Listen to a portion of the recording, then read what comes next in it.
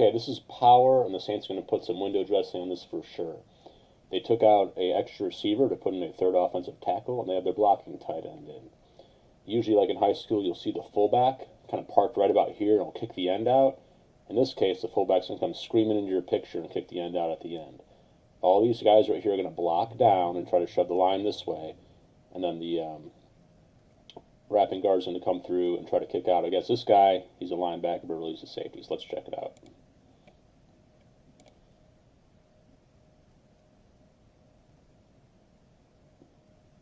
They're going to shift as they see the fullback coming in here. And they're going to snap that before he even crosses the line. That's good timing. Somebody's kind of blocking down here. They're going to wrap, find the first guy in the hole, whoever it is.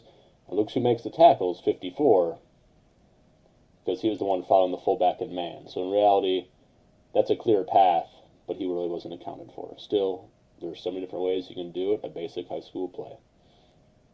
Also, if you want to see how wacky this is, look at the personnel. Breeze and Kamara up top.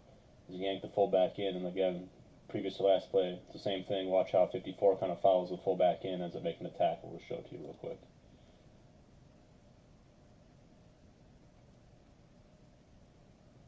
Everyone's blocking down. Here comes the guard wrapping, looking for someone. And 54, good kick out, but 54 kind of follows him in. The hole ends up being there. 54 isn't there. He might have a gain to it. You never know.